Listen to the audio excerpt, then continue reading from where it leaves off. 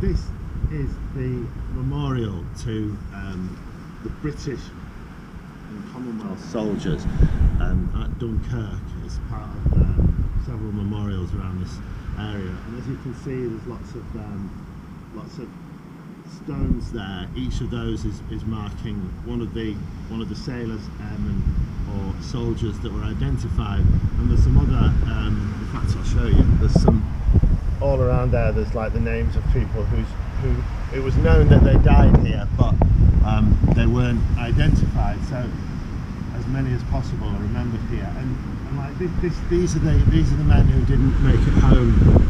Thousands of men didn't make it home, and a lot of those were the ones who were defending the perimeter of Dunkirk, while everybody else was able to get on the boats, the little boats and the big ships, and go home.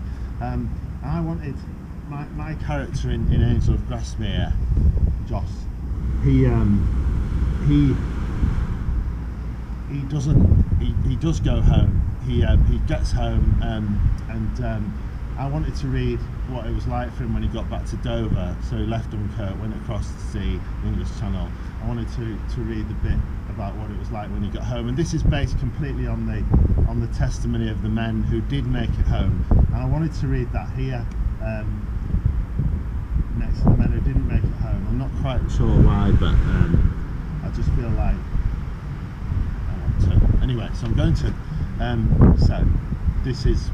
He's been saved, he's been rescued, and he's back home in Dover. So that's the port in the southeast of England, which is the closest to France.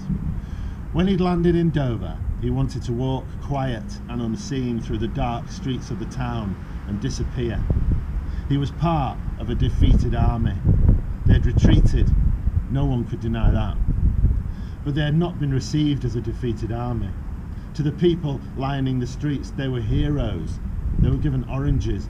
There were soldiers in their stinking, ragged clothes, salt-stained with 3 or 4 days' beard growth, but still, grown women and old men had embraced them.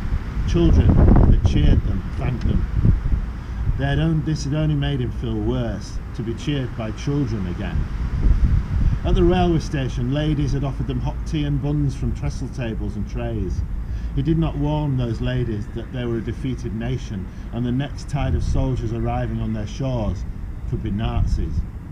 The ladies had offered them postcards to send a brief message home to say they were safe, that they had survived, just so that those who loved them could know and stop fearing the worst. The post office would deliver them for free, it said. They would even write letters for them with the address if the soldiers were too tired. But the man had not wanted to write home. How could he tell them that he'd abandoned those people in the village in France just like theirs? At the station, they'd been told to go to any platform, any train, head to a major station north, and they would be redeployed. The man could not face Stuka bombers or German tanks again, not shells nor bullets, nor orders to kill or leave people to be killed. He would not, he could not. His hands had begun to shake uncontrollably at the idea of it.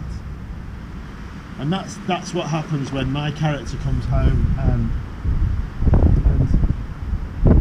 when I'm writing a book about a war where lots of people were killed during that war, I like to come to the cemetery and say thank you to the soldiers who didn't make it home, and thank you also to the French people for keeping this cemetery and so beautifully. Anyway, that's all